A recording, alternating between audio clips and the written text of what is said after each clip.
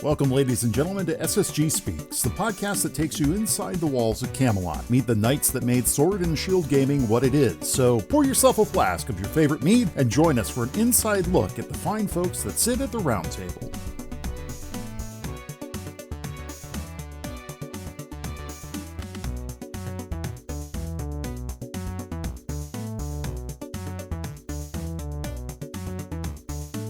Hello, ladies and gentlemen. Welcome to SSG Speaks. This is episode 4, and today's victim or guest is Ghost. Welcome. Hello. How are you? I like victim better. We'll go with it. And of course, we also have Jay on the line, and I'm Gambit. So yes, hello. Welcome. This is so formal. I like it. We gotta make an appearance that we're gonna stick to some That's sort right. of agenda and make it formal and not immediately go into a shit show. It all shitballs down the hill after this. Yeah, it'll get there. Don't you sweat. Yep. I mean, you've been around for enough podcasts that you know where this is going. To the bedroom. So, okay, go. Mr. Mr. Ghost. Yes. So you've been on a couple of these. You've heard how these go. So basically, we're just going to go over how'd you come across SSG? How'd that journey start? Okay. It's really a story that we've already been over. We'll go over it again. I was with you guys and a few others back in the TTL days, Tied the Leader, and we just kind of were all allies there, and we played together and had a lot of fun and fucked around, and I think that ultimately we all wanted to kind of be a part of that group, and that group was pretty exclusive, which is not a bad thing, but because of that, we all kind of slowly migrated, some paths different than others, to where we are now, which is here at SSG, and 10 years later. 10 years later. 10 years We later. just had our 10-year this past. That's right. What was that? September. That's right. Yep. So 10 years later. 10 years. 15 was 15. I think is how long I've known SSG. you guys. Yeah. And yeah, so 10 years with SSG. So which is really a long time for I hesitate to say online buddies, because I consider you guys to be real friends too. And I've even seen one of your washer and dryers. I'm not going to mention which one. I mean, it was a magical moment. It was. So I feel like, and we touched it before, but I feel like that gets brought up a lot, and why that sticks with me to this day, I need to share. So I'm on my way back across with a cross country road trip, driving back to South Carolina, and Jay so kindly offers for me to stay a night with him, which we hadn't met before that, so that was pretty dope. We actually got to meet. And so, I get in, it was pretty late at night, I think, when I got there. I don't remember exactly what time, but, and so I get in, and there's not like, some tour of the house or anything. It's not like, oh, here's this area and here's this area, anything like this. We walk around, he shows me his gaming setup, which of course that makes sense. And then he shows me his washer and dryer, and that was it. That's all that I saw when I was there. Like those 2 points of interest was like the tour of his house. And so I don't know, that's just stuck with me to this day, which is just phenomenal. That's awesome. Hey, when you're proud, you're proud. When you're proud, you're proud. Say? Yeah. I mean, it's a weird flex, but okay, we'll go with it. So how many members of SSG have you actually gotten to meet in person, John? Members of SSG have I got to meet in person? Yeah. I want to say 2. That's it? Yeah, I think so. Wow, man, you gotta make your way out to one of the lands. Have you never been to any of the lands? No, I've never been to any lands. Nope. Mm. So I've met. Is Nick still current? Yep. Did I? Yep. Yeah, He's current again. Yes. He's current again. Yep. I thought so. So yeah, I've met him. He actually lives not too far from me. Just a couple hours, right? No, like 20 minutes. Oh shit. Well, yeah. All right. He lives very close. We're me and him have hung out a few times. Going out downtown having drinks. One of his favorite stories is we went out and had a few drinks. I'll emphasize a few. And then he wanted a cigar, and I knew of the cigar bar, but like I was not in a state to walk us there at 1:00 in the morning or whatever time it was. So he and I wandered around downtown Greenville for like 2 hours, half sloshed, looking for a cigar bar, and eventually found it. But he loves that story to this day because he was like, man, You remember that time that you led me around aimlessly for an hour when I just wanted to have a cigar? I was like, yeah, I do remember that time. So it was a good time. A little time to sober up. Sounds like a real South Carolina story to me. Yeah, that's a very really very South Carolina. Well, I can't tell all the South Carolina stories on such a public thing, So, and then of course, as I already mentioned, I met Jay with that magical washer and dryer incident. It was a brief meeting, but it was magical It was sure. magical. Well, I had to go get a haircut, and that was very important. Not to us, not to me or you. Right. Oh, gotcha. Your dad was real into the haircut. He did not approve, is what I remember. Yeah, that's right. I remember hearing about that. You were a little bit of a shaggy beast, and it was beyond my ability to comprehend why that was something that was important to him. But like when I returned, because I hadn't had a haircut the entire time, so I was away for 6 months from home, and I hadn't had a haircut in that entire time. So, and there's pictures out there. Maybe one of those pictures of me and you playing Connect, Jay, could be the thumbnail for this thing. There you go. Dude, and so yeah, I mean, my locks were pretty glorious at that point. So, but he was very against it. So, what I want to talk about, I want to hear about your clan experience before SSG. My clan experience before SSG. Yeah. So, what type of communities or clans were you part of beforehand? So, obviously, TTL to some extent there, but yeah. So yeah, I mean, let's not forget the Howling Commandos. Yeah, the brief stint of the Howling. Well, I'll go through the full thing.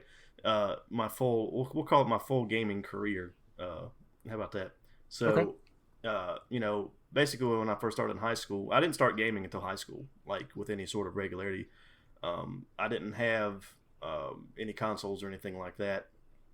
The only time I got to game was I had a cousin that lived a couple hours away, and anytime we would go visit him, he had SNES, so I'd play. And I was like, hey, I want one of those. And my dad was always like, no, you're not going to get one of those. And I was like, oh, okay, cool.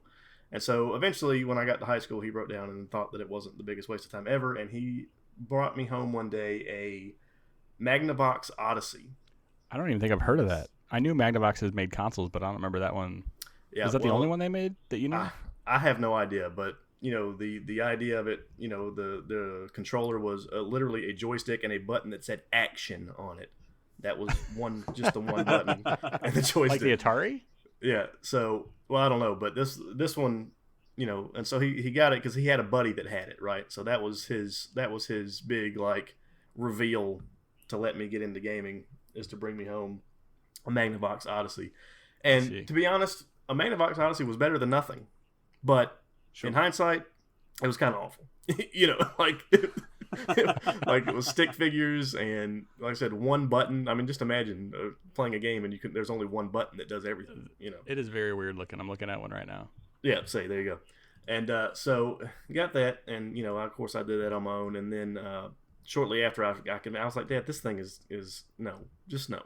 And by the time I'm in high school, PlayStation's out. Like, I mean, this isn't like when I was a kid and this was the only tech out there.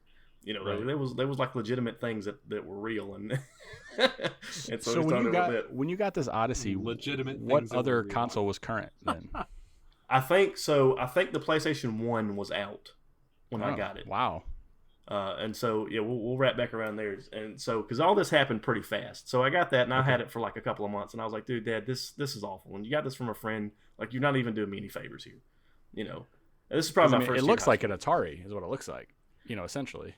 Yeah, I mean, and it could be similar thing. I mean, those might have been in competition back in the 40s or whenever that thing was made. I don't know, but and so eventually I was like, this isn't gaming. I want to, I enjoy this. This is something I want to do. Especially when you're in a high school setting, you go and all your buddies are playing games and stuff like that, and you're like, oh man, I've got this sweet action button that does everything for me, on my Magnavox back at the house. You guys want to come over and let it rip, and of course nobody's doing that. So weird flex, but okay. Yeah, right. Yeah, that's an opposite flex. It's like a deflate. I don't know, but and so he got me. So eventually, he broke down and he actually bought me a system, and this was an Atari Jaguar. Wow, right to the top of the list. Yeah. Yeah, and I actually really the loved that Jag was thing. not a bad. Yeah, console I at actually all. really loved that thing, man. It was my first one. The controller was a behemoth. I remember it had your standard joysticks and buttons, and then 800 buttons on it. it had a full keypad. Yeah, yeah, it had a More than one. full keypad right under it. Like I mean, this thing, four people could hold on to it, and it'd still have room for hands. And Yeah, it was so like if the Duke had a keyboard on it. yeah, I mean it was lit. And so and so I used that for I think about a year. I think I was in 10th grade by the time I'm just trying to remember, as I'm going down memory lane here. I had that for about a year. And I still ran into the problem of, I can't borrow games from buddies. Nobody wants to come over and play this thing. A couple people did, because they don't know what it is. Like I said, PlayStation was around then. I don't know when the PlayStation 1 came out, but I was in high school from 2001 to 2005. So, these first two happened in that time frame. And then, so whatever it was, one Christmas rolled around and I talked him into a PlayStation. And so he got me a PlayStation, and then it was off to the races then. I remember my first game that I got on it was Final Fantasy 9. Ooh, I love that game. Yep, and I played that thing, and I loved it. And then I went back and got 8, which was already out, and I played it and loved it. I got 7, I got all kinds of stuff. I got Driver, Be the Wheelman. I don't know if you guys remember that or not. I got tons of games for that. Oh thing. yeah, didn't Vin Diesel voice? I think so. Yeah. Really? Yeah. So I believe so. Yeah. it was pretty lit. So I got a pretty good collection. And I even got some accessories for it. I had one of those big bulky Game Sharks you plugged into the back of the damn thing, It was next level lit. And so then so this is when all that to get to this, to answer your question, Jay, about my clan experience. So I got to I was probably, it was when I was driving. So I was at least, I was 16, to actually be driving on my own and everything. So probably 11th grade ish. And I started hanging out with some guys, and so they would start having a weekly LAN for Halo 1 on Xbox. Ooh. Obviously, right, because that's what it was all that was on. Mm-hmm. And so, and up until that time, I'd never played an Xbox. I didn't have an Xbox. I had a PlayStation. But we go over there, and it was usually like 10, 12 of us guys, and we had multiple TVs and multiple Xboxes set up. And, we would play till 3 or 4 o'clock in the morning every Friday night, and so that was next level lit. So, so that's when I made the jump over, and I actually got me an Xbox. At that time, I was working, so I actually just bought myself an Xbox. That's a good jump. Yeah, and so that's when we did that. So that group of guys, we decided to make I don't know if you guys remember, Halo had clans in the game. Oh yeah, Halo 2 pioneered a lot of stuff. Yeah. Yeah, Halo 2 was great for that. So at that time, we decided to make a clan. So we made a clan that was just like us guys, the guys that have been playing together Halo 1 for years. I say years, like it was a lot of years, but a couple years in the high school. And I think Halo 2 came out my senior year, right at the end, or maybe my first year out. But I stayed close with all those guys, and so we made a clan. It was 2004, I think, is when Halo 2 came out. Oh, there you go. So yeah, I said I graduated 2005. Yeah, November 9th. So yeah, so there you go. So that's perfect. So Halo 2 came out. They like I said, they had the clan. So we made a clan that was just us. So we called it Heaven's Militia. That's what it was. And how did that name come up? So is there any history there? I don't know how like that specific name came up, but that group of guys specifically had originally started playing in a church youth group. So it kind of stemmed from that, I think, and it didn't stay that way. Eventually we said, well, let's just go over to somebody's house and play rather than go into this like church rec center for kids thing. And so, but anyway, so because that's kind of how it got started, I think, like, they kind of stuck to the roots and just had the name for that. And to this day, the account that's linked to my Xbox is HM Ghost for Heaven's Militia. Like, that's my email. Oh, on your original Xbox? Yeah, so you use that's my Microsoft email address that I used to sign up with Xbox originally. As I said, to this day, it's still linked to that, and it's HM Ghost from that. And so I did that with those guys, and then I said, eventually I went to college. For college I moved away, and so that didn't really stick. And I met some group of guys there, and started playing with them pretty regularly, but there was no like clan setting. And then, so one of the good buddies that I formed there, his name was Joe, and he was actually with us for a time, I think. Yep. And he came to me one day and was like, "Hey, man, I found this thing called Tide the Leader online. It's kind of this cool clan thing, and I think you should join it." And I tried to join it, and you should too. And that's how ultimately I found you guys. Here we are. And yeah, like I said, we did that. And we touched on a little bit about the Howling Commandos. That we talked about that in depth before, but basically at a similar timeline, he and I, Joe and I and a few others, Remy too, tried to make our own clan and call it the Howling Commandos, which is kind of a Marvel holler, because why not? And but ultimately, we didn't. I mean, it was just a few of us, and the rest of the guys did this. Led by Jay, did this amazing job with SSG, and it just made sense. So it wasn't long after that we jumped back over and all together again, the Brady Bunch. I don't think, with the Howling Commandos and SSG, at least me personally, I didn't just assume that everybody was going to jump into SSG, right? Like at first I was kind of like, man, well, like we've got it, because we weren't quite split, right? Like, but it was right. It was like 40-60 maybe as far as like all of the people that we were gaming with, like, almost half of them went with Howling and half went with SSG at the beginning. Yep. And then once the three of us kind of talked, and we were kind of like, what should we do? And we're kind of like, I don't know, we're doing our own thing and we like it, and I'm doing my own thing and I like it. And then I feel like we did stay separate for a couple of months maybe. Yeah, I think it was a couple of months, something like that. Yeah, it wasn't long. Was it that long? I felt like it was only a few weeks. It could have been. Remy, I think Remy left and jumped over before I did. Oh, he got a lot of money for that. He was a free agent. Right. Big free agent signing. So, yeah, I mean, I don't remember that time, but it wasn't long either way. Well, I jumped over, I think, a day before you did, or vice versa. Yeah, for the official signups. Yeah, that's very true. Yeah. I think you were there before me. I mean, not that a day or two matters. 10 years later, but right. Yeah, I guess probably like you guys are talking about how like the official signups and stuff, because I had obviously let you guys in before that, like the doors were open officially, right? So where I had discussed it, because initially obviously I wanted to bring you guys in, and then because we had done it in parallel and in secret, yeah. right? Not intentionally, right? Yeah. Like I started SSG and you were with Howling Commandos, and it wasn't like something we were trying to hide from each other, but we were just trying to build up the communities and then invite people, right? Because we weren't ready to make a big splash about the communities until they were ready, right? Yeah. So I was until there was a community to talk about. Yeah, right. Right. Yeah. Yeah. Yep. So, I was essentially like PM. I remember sending a PM to everybody on the TTL forums that we were playing with, right? This group we keep talking about, like the Allies for the Win crew that we kind of affectionately named ourselves. And so, yeah, they just kind of developed both in secret, kind of unintentionally. And then once we started talking about it, we're like, I'm doing a thing. No, I'm doing a thing. We're like, okay. Yeah. Cool. And then we ended up just merging. We both had these great ideas to take. Ultimately, the waiting line. I hate to say it that way, but it's kind of what it is for TTL. That and the relationships that were formed there, and say, hey, instead of all of us who enjoy each other's company and have become friends and everything else, and be in the waiting line for this thing, let's just have a thing that's our thing.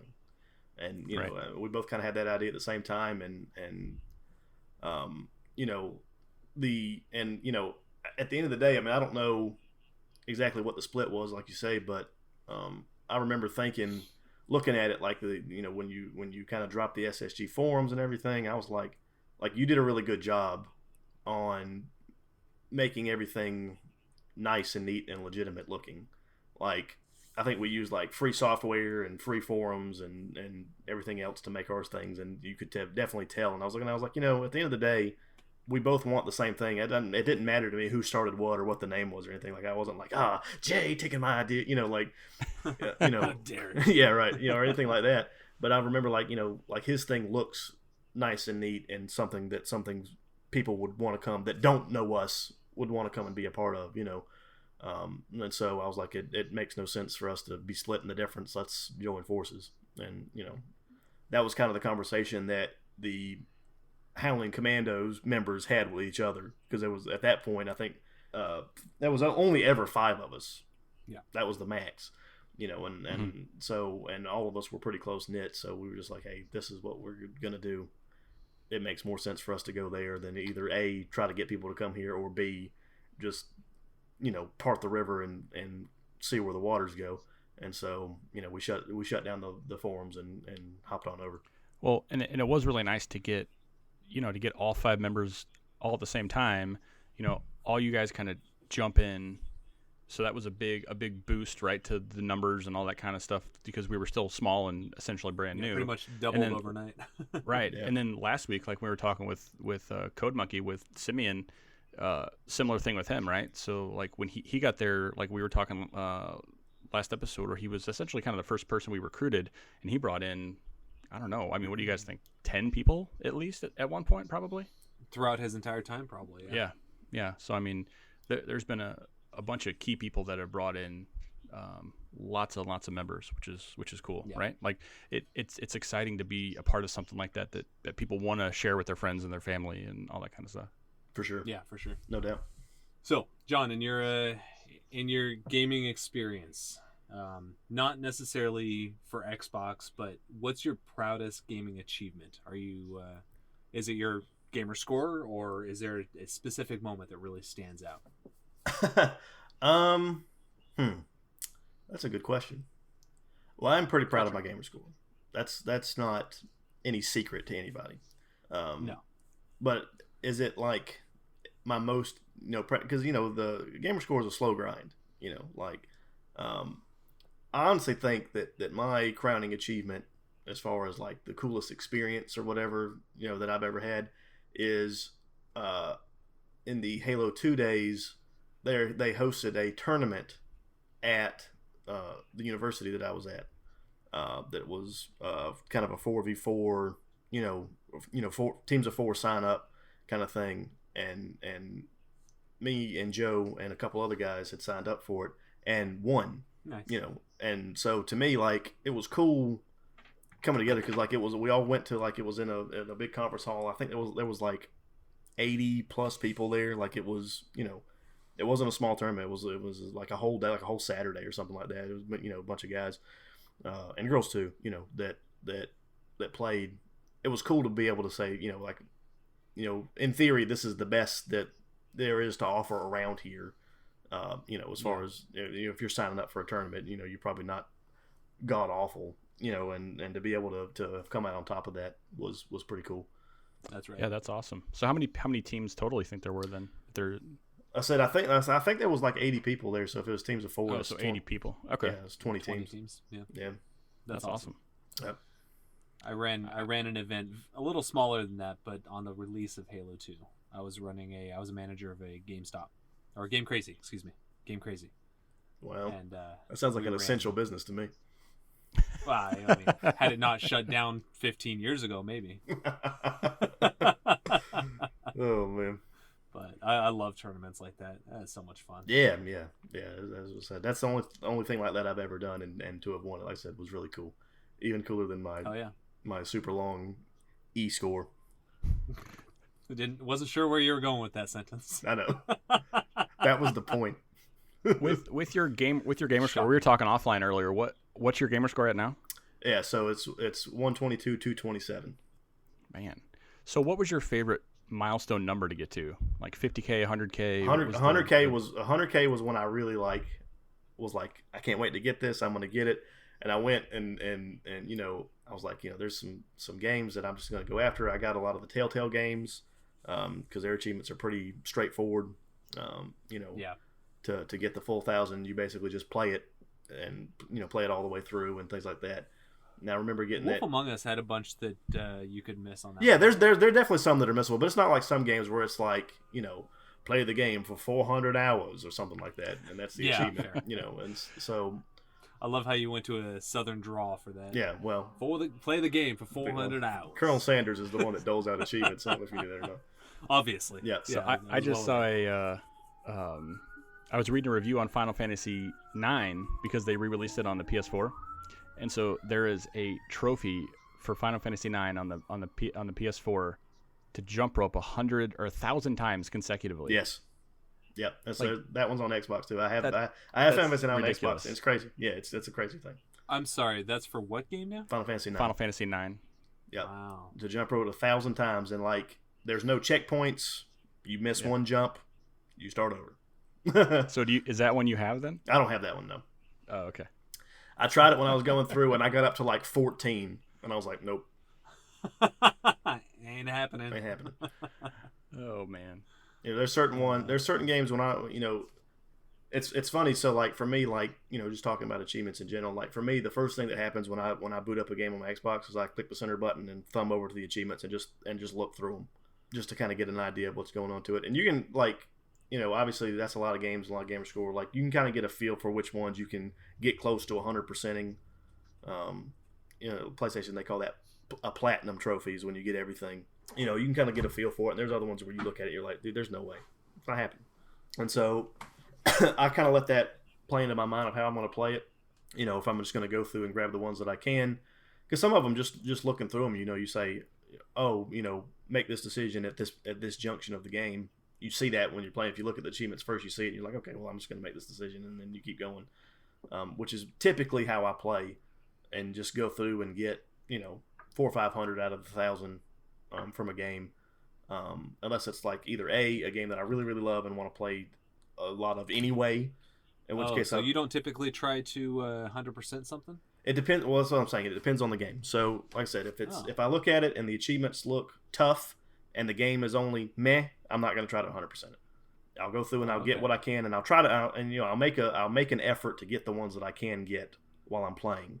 But if it's a game, like I said, if it's a game I really like, that like I said, that I don't mind playing more than once, or I don't mind spending, because a lot of achievements are multiplayer based. I don't mind spending time on the multiplayer, grind or whatever. Then I'll go for that. Or if it's one where the achievements are not difficult, but I hate the game, or so I don't say that I hate the game. If I hate the game, I'm just not gonna play it at all. But so those are the two criteria usually if I go for 100%. Like I said, easy achievements, or it's a game that I really really love anyway. Huh. Interesting. I was always under the impression that you went for the 100% pretty much every time. Nope. But I was mistaken. I would say percentage wise. So I don't know how many games that I've actually played. I counted them up one time. I've only got 18 games that I've 100%. I think I have 2.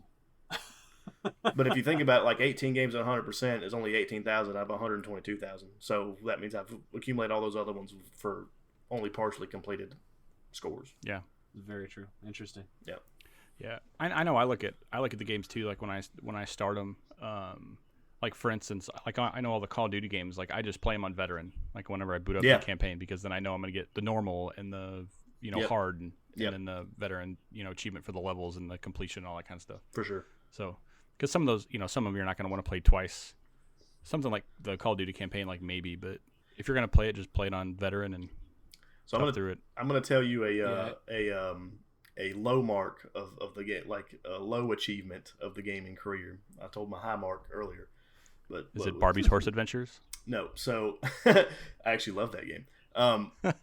So one summer when I was home from school, when I was in university, right? So I spent the summer, and at that time, like it's not like now. So now, when you're in school, you don't have unlimited.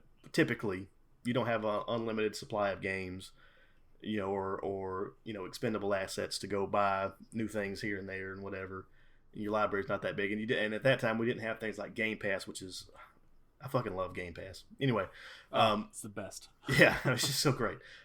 So I spent the whole summer going after 100% achievements. At that time, I did spend a lot more time going after 100% because I just didn't have that many games, and so if I wanted to play, I would, and so. I didn't realize it, but at the beginning of the summer, at that time, if you guys remember, if you wanted to play under your gamer tag under somebody else's Xbox, you had to download your gamer tag to their Xbox. You guys remember this? Yep. There was no just signing in. Flash drive. Take the memory card, yeah. Or put it on a flash, right? And so at the beginning of that summer, I downloaded my account onto my buddy's Xbox because we were playing a lot of Rock Band at that time. And so I'd go over there. I'd love to see that. Yeah, I'd go over there, and so he played. He did the drums, and I did the singing and the guitar, and so we actually 100% of that game which was pretty dope. But anyway, but then the rest of the time I would go home and I would play on my Xbox at home. And at that time, I didn't have high speed at the house. We had internet, but it wasn't high speed, which doesn't do anything for, plugging in dial up. My dad was very slow on the tech, if you guys couldn't tell. Okay, so gathering. We're talking about 2007, 2008, and we're still on dial up. I mean, but anyway. Ooh, yeah. And so I remember I 100%ed 6 games over the course of that summer. And then when I went back to school. So 6 of your 8? 6,000. Well, hold on. Let me get to the end of the story. Remember, this is a low mark in my gaming career. Oh, I see. When I got back to school and got my high speed back, I re-downloaded my online profile back to my original Xbox, and all 6 of those games fell out. Zeros. It sucks. Yep. So technically, of those 18, I really should have 24. I didn't go back and do it again because I was just so pissed, dude. I could not handle it. I was like, no, I'm not doing it. So. No, I don't blame you at all. Yeah, but I mean that burned me up bad. So that was the low mark. I think that's fair. I've got a similar low mark, but I'm gonna save it for my episode. There you go. Right on. So what outside of gaming, what do you do? What's John like when not online? Are we talking about business or pleasure? Yeah, sure. Okay. Well, yeah, sure. I love that answer.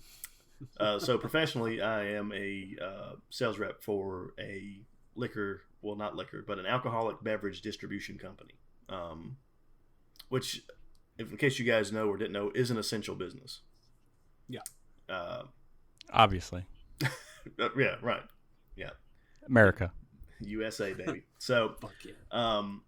But yeah, so, I've been doing that for almost 8 years now, and I like it a lot. It's, it's rewarding. I like sales. And there's lots of really cool perks that come with working in the liquor industry. I don't know if you guys knew that or not, but there is. I can imagine. Yeah. So, as far as, putting on pants, John, that's the put on pants version of John. And so. Well, not right nobody now. likes that, John. From home. Right. Yeah. Yeah. Everyone likes the pants off, John. And who could blame them? So, right. But as far as, leisure, I spend a lot of my time gaming, obviously, and a lot of time that I'm not gaming is watching TV. I'm a big fan of the flicks. If nothing else, just having it on in the background, because you can't really pay attention to anything super well when you have 2 small children, which I do, and so most of my actual quote unquote free time is revolving around that. So not too exciting, really.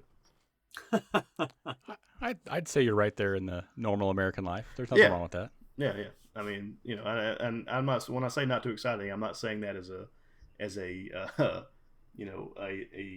negative thing to myself. I super enjoy, like I said, I enjoy what I do for a living, and granted, yes, kids want to make you pull your hair out sometimes, but of course you love them, and gaming and watching TV, is pretty dope. So.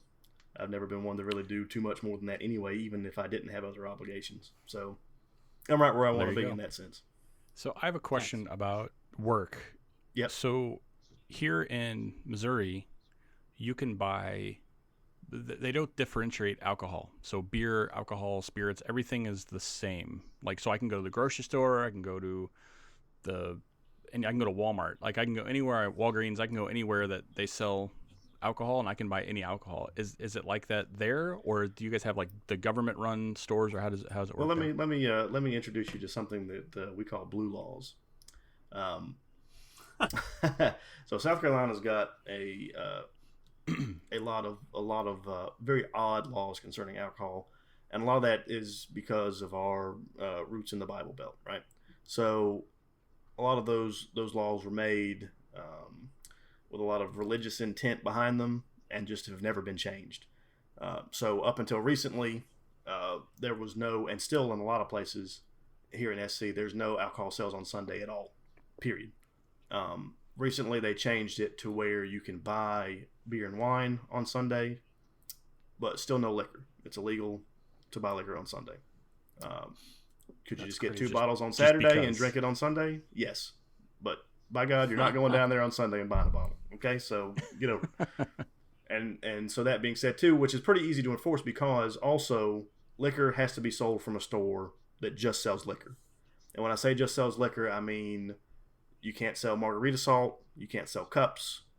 Anything that goes into making cocktails does not go in a liquor store. It has to be liquor to go there. Period. Not beer. You can do wine as long as it's over a certain percent. So like real low percentage wine can't go in a liquor store, but higher percentage wine like ports typically can. That's so weird to me. It is so weird. That's so bizarre. It is so bizarre. You're saying true things, but that's how it is. And so like for me, which those things have its perks too. So like for me, like I said, I work for an alcoholic beverage distribution company, but I specifically deal with liquor, which means I never have to work Sundays because all my stores are closed because I have to be. And also we have set hours, state mandated hours, Monday through Saturday, 9 to 7, period. Not 7:01. I've seen tickets handed out for sales at 7:01 p.m. for liquor. Damn. Not 8:59, getting your first nip of the morning, right? So 9 to 7, Monday through Saturday, which once again has its perks. That means I don't have to go to work at some god awful hour of the morning. That means I don't have to get off at some god awful hour of the night. So there is some things like that, but the actual like logistics of it and the rules of it is just still very odd. Like I said, you have to go to 2 different stores if you want to make a gin and tonic to get your gin and to get your tonic. It's a 2-stop thing. Yeah. So yeah. So that's crazy. It's and what the crazy thing about it is every state is different. Like so we get a lot of business from North Carolina because North Carolina is all government run. Like liquor store owner. There's not liquor store owners. The government owns the stores and all employees there are government employees. So like for right now in North Carolina, that's not an essential business, right? So they're closed because of it just works different. So, we're getting a big boost in here because people have to jump state line to come buy their liquor, but not on Sundays. So you gotta make sure you hit the right window. And so, it's just very odd. So every state is way different. As far as the laws go and how they got there and everything like that. So, and it's just crazy things, and there's actually some funny stories that have happened in my time. I've had guys that own stores that have gotten written tickets for having like a 12-pack of Coke and like some sandwiches in the fridge in the back room. It was like, well, you can't sell anything. You can't sell anything but liquor here. And he's like, I'm not selling this. This is my lunch. I work, I have 10-hour days, because most of these guys that own these stores, unless it's a big store that's got a lot of revenue, they just work there themselves. There's not an employee situation. Right. The hours are manageable. You get at least one day off a week. And so, they're like, dude, this 12-pack of Coke and some sandwiches is for me, not for other people. What are you talking about? And things like this. Was it a turkey sandwich?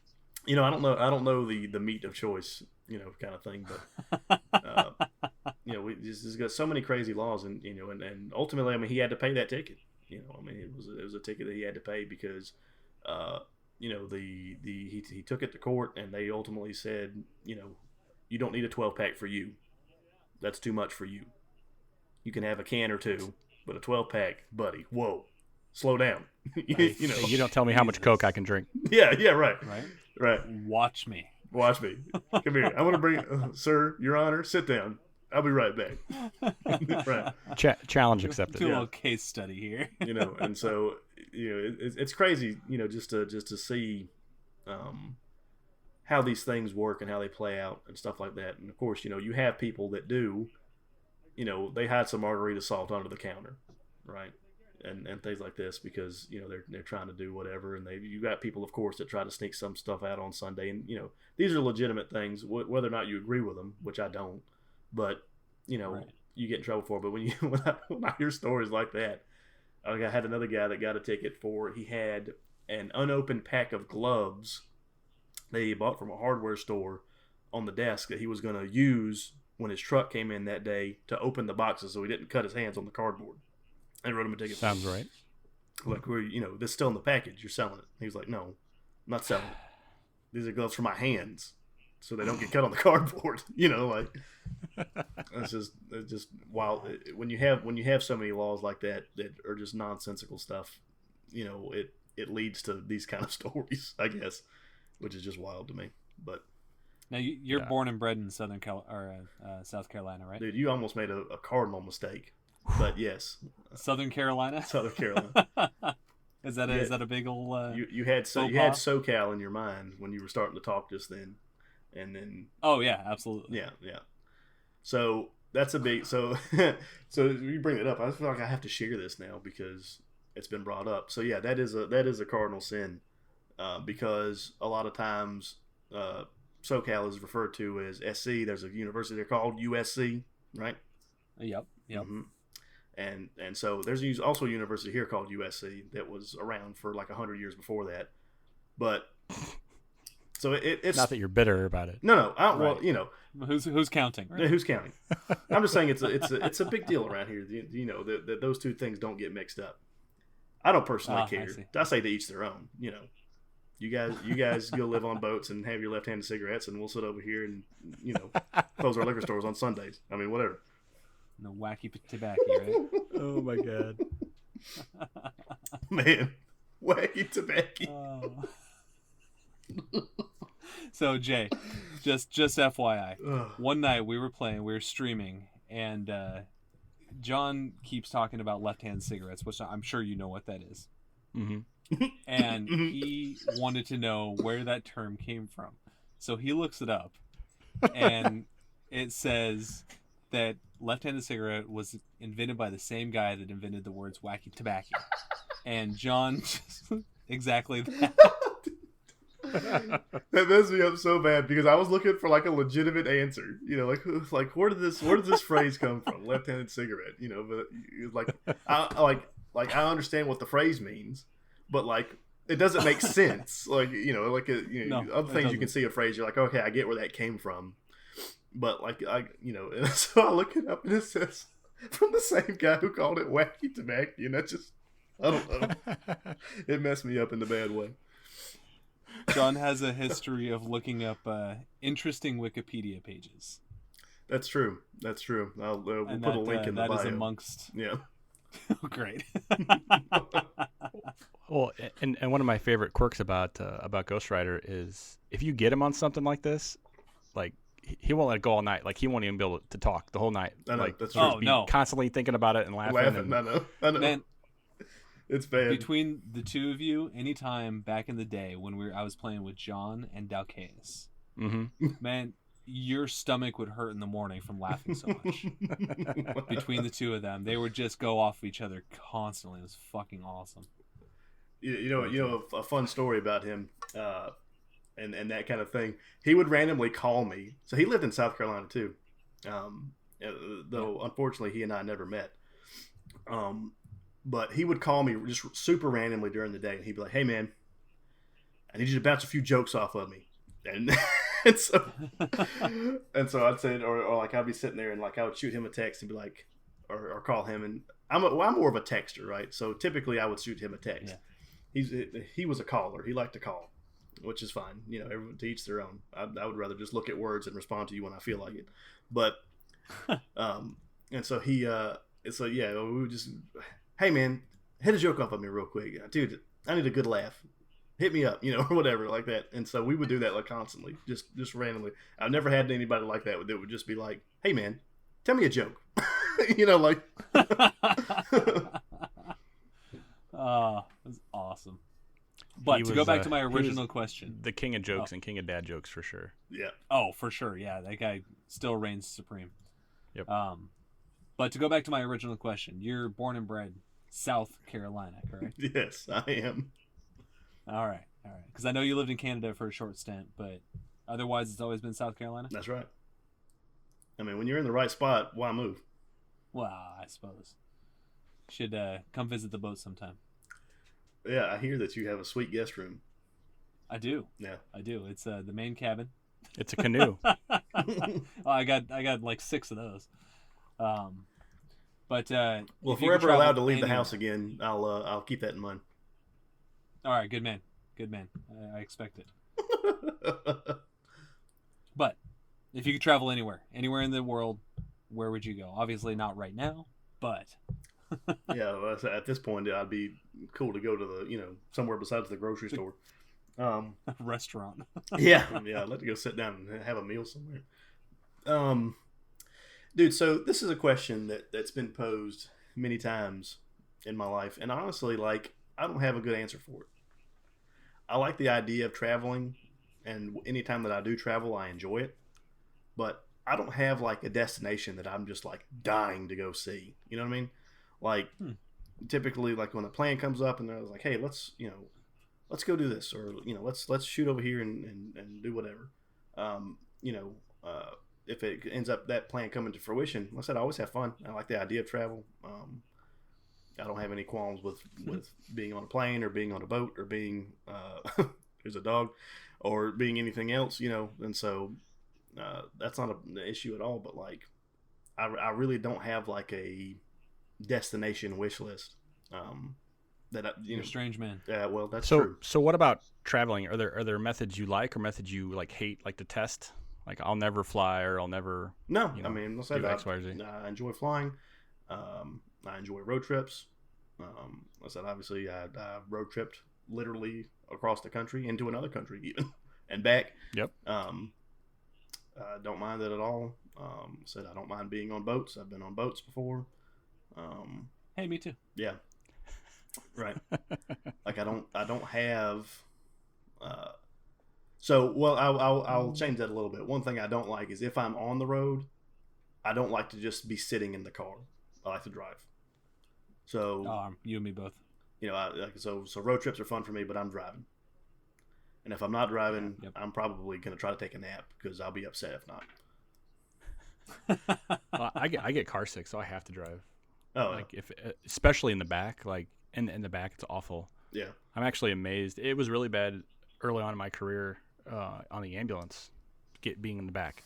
But I think the only thing that saves me in the ambulance is that I can stand up Mm-hmm. and like get around, kind of like when you're in a bus. Buses don't typically affect my like motion and stuff like that, but it's pretty bad. Yeah. Like if I'm just in the back seat of a van or something like that, it's awful. Yeah.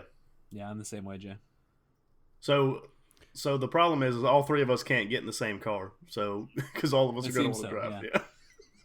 Well, we all know that Gambit's going to drive. We'll need one of those three Skippy. steering wheel cars.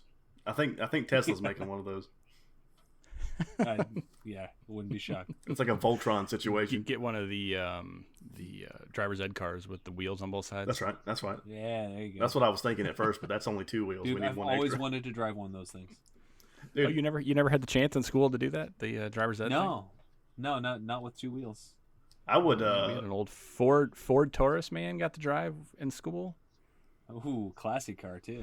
Yeah. Oh, so classy. Yeah, I had one of those in school too. Yeah, I couldn't do that with friends though. I'd swear, like one of you, somebody would be the joker the first time, like and hit the swerve or something like that. The first time? You mean every time? Yeah, right. Yeah, so I couldn't do that with friends. I don't trust any of you. Every time you get in the car, I tap the brake. Yeah, right. You bastard. Yeah, right. So exactly. You're one of those. All right. Oh, man. So if you were stuck on a boat, like some of us are, would what would your form of entertainment be? Would you want to bring if you had your one thing you could bring with you? Would it be a book, movie, some video game? What do you think you if you had to be stuck with something? Yeah, I mean, it'd probably be a game as far as like if I'm stuck with something, right? Because Which game? see, and I knew that was going to be your next question. Naturally. Probably. So question. So if I'm stuck on this boat, is there internet on this boat? We'll say yeah. Okay. We'll say you got the full capabilities of whatever system and game you Yeah. want. So I would probably bring something multiplayer like a Halo, so I could play with people and it would be fresh. Because story-driven games are fun, but you don't want to play them forever. You play them, you enjoy them, and you move on. With the MCC, you got 6 games in one. Oh yeah, that's right. So yeah, probably something like that as far as getting stuck on. Because movies the same way. I'm not really a big fan of rewatching movies unless it's been a really long time since I've seen it. I'm not a big fan of like just sitting down and like, man, this is my favorite movie. I watched it last night. I'm gonna watch it again. You know, like I'm not. I can't do that. And as far as books go, it's not a huge secret that I don't like to read unless it's nonfiction. In which case, I only like to read if it's something I'm interested in the content of. But fiction books, I can't handle. They don't hold my attention. Have you ever read any of like the Halo series books or anything like that? Yeah, so I have read books. You know, I've read books. Yeah, I've read some. Yeah, so I've read. So I could probably actually, other than like school related assignments, can tell you every series I've ever read in like 30 seconds. So because like I said, I don't like to read fiction. But I have, for different reasons throughout my life, gotten into it. So I did read the Halo series of books because I love Halo a lot. I read it, back in the real heyday of like when we were playing Halo 3 literally every night. Yeah. And so I was all in on it there. I read the Harry Potter series all the way through. There you go. And that was only recently, like within the last year or so. So, wow. Is that something to do with your wife, or is she into him too? Yeah. So yeah, Whitney loves to read, so she's got tons of books here. So, hang on just a second before we go too much further. Uh-huh. Which house are you in? Ravenclaw. Which good man. Oh, that's right. I knew. Yeah, that. you knew that. I knew that. Which I think is evident by the fact that I say that I enjoy reading nonfiction. So. Well, I don't know about all that. I'm a Ravenclaw, and I only enjoy reading fiction. Well, but then I would say, are you? Anyway, so let's continue. Super dry. Jackass. Yeah, and so you guys are gonna laugh at this. So the other series, I think literally the only other series of books that I've read, Twilight, is Twilight. Yep. Nailed it. Oh, that's 2 podcasts in a row that book came off. That's amazing. Yep. Yep. That's really funny. Outside of that, other than like school assigned stuff, of course you have a lot of stuff that you have to read for English class or whatever. I don't think I've read any fiction books other than that. Not all the way through. I've tried several times. I said it doesn't keep my interest long enough for me to get through them. What about audiobooks? You ever go through those? So now that, with as much as you're on the road. So yeah, that's a good question. So yeah, and that's a good point too that I didn't mention when we were talking about the career wise. So I spend 4 to 5 hours a day in the car, driving to the stores that I sell to. So I do have a lot of time in the car. Typically, I listen to podcasts, but audiobooks is something that does interest me that I've never tried. And I was actually looking, probably not 2 days ago, at trying out a trial of Audible. And and testing those waters, because like I said, it's not like I just like hate stories. That's the reason that I don't read that I don't read fiction books is because I like hate stories. I love stories, and right. And things like that. But as I said, they just like to actually sit and read. It takes so much time, that it just doesn't hold my attention long enough to get through it. Sounds like you're just a slow reader. Well, I'm probably not a super fast reader because I don't do it.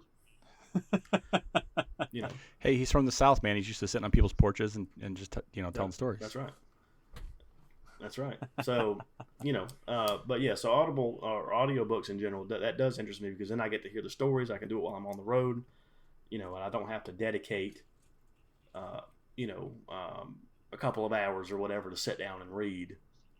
Yeah. And get through it. So check back with me. I've gone through a lot of audiobooks. It's a good way to consume. Is audiobook something they offer on YouTube? I'm just curious. Not great versions of it, no. Well, Remy, you've had plenty of time to drive and listen, I'm sure. So. Oh God, yeah. That's the number of hours I've put into YouTube and audiobooks and podcasts and all that jazz. I feel confident, Remy, that no one's put more time into YouTube than you. I think that's a fair statement. Yeah. So the last question I have about books and reading, which we haven't talked about, I love it. but I think that we're just missing. What about comics? Yeah. Because I want to talk about your gamer tags here coming up, but Okay. but Right. I'm guessing that you read some, your fair share of comic books. I do too. greatly enjoy comics, yes, and comics. So comics stand outside of the realm of what I was saying is because they're quick to read. You know, Yeah. you can soak up a comic, especially unless it's a one of the bigger series in 15, 20 minutes. You know, Yeah, easy. It's a full story. yeah, the full story. Yeah, you get the whole thing and everything else. So yeah, so I've read tons of comics. I wouldn't even know how to begin to start categorizing them. So that I've read so many of them. To be honest. Do you own a bunch, or you just read them all? I actually, this is a fun fact. Up until probably a couple years ago, somebody got me a couple for Christmas. I've never owned a comic book before that, but I've always either read them from other people that own them, or I've used for a lot of years. They had a service. I forget what it was called. It was a service. Marvel Unlimited. There you go. Remy knows. Yeah, that's what it's called. So it's a good one. Yeah, and so I would just go on there. It was an online service, and I would just go on there and look at them. It's like Audible, but for comic books. Yeah, right. So last question I want to ask before we wrap this thing up. We've gone over a lot of types of media. What is your guilty pleasure? Whether it's TV shows, movies, games, whatever it is. What is the one thing that is just like you really like it, but Not everybody does. I've got a ton of stuff that's like that, honestly. music? Yeah, anything. Go for it. I mean, What's the one that comes to mind? as far as guilty pleasures go, I mean, I said I listen to a lot of like girl pop music. I watched Pitch Perfect the other night. Hey, that's I've a never good movie. seen those. I actually want to. Yeah, I mean, I fucking love that movie. Those movies. Acapella's cool, I mean, I've got a lot of stuff that I really enjoy that a lot of people are like, eh. But do you? So, but yeah, I would say probably the most common thing that I don't, I rolled out. Let's say spending my time in the car at work with the window down, belting out Disney tunes and stuff like that. Yeah, I'll do it. I don't care. There you go. So That's gonna be a whole nother podcast. yeah, for sure. Hell yeah. So what is your current gamer tag? Ghost Rider. Mm-hmm. Obviously, so you love Nick Cage. I guess that's where that came from. I mean, yeah. So Nick Cage really just he. I always used to embodies hate the the Ghost Rider. Yeah, I always used to hate that comic. I'd look at it, but then the film adaptation with Nick Cage, I saw it one time and I was like, "This is it." There's no higher peak. Just spoke to your heart. Yeah, it did. It did. Oh man. It's hard to talk about. It is hard to talk about. There has not been one single good representation of Ghost Rider in any media ever, other than the actual. Oh, maybe you comic haven't books. seen Agents of S.H.I.E.L.D. then. Okay. Because there's another one in there. Well, I have, and in that one he drives a car. That's my favorite part. Well, okay, all right, hang on. No. I don't know. Don't tell me. Just don't. That's Robbie Reyes. That's a completely. It's I not Johnny realize. Blaze. It's not. Whoever made up that Yeah, character, and if whole different- if he or she is whole listening to different this storyline. podcast, he can understand that this is what I'm saying. The name of the character is Ghost. Wait for it. Rider. I implore you to read the Robbie Reyes storyline. I'm upset just thinking about it, so I'm not gonna. So if he had a horse over a car, you'd be happy. Yeah, There is actually a version that he rides. he rides a horse, and I'm super down with that. And the horse looks super cool. He's all flamed out and shit. Yeah, That would be Yeah, pretty it's cool. badass. yeah, I'm down with that because he's a rider. It's like a Nazgul. Yeah, yeah. All right, gentlemen. Ghost Driver doesn't work the same. I think good No, Ghost not at all. Driver. That's what you should change your tag to. Yeah, Ghost Driver. SSG Ghost Driver. Oh, I'll throw up every time I see that. Remy, you should change yours to Ghost Driver so we could have a Ghost Driver and a Ghost Rider. Oh God, No, I can't do that. no. I'm not a big fan of Ghost Rider personally. I'm not. Oh wow, I'll take personal offense to that. Yeah, I Oh, know. You I like. Oh, okay. The character, he's alright. He's all Okay. right. Well, we'd spend another hour arguing about how you're wrong, but that's fine. Oh, very, very easily.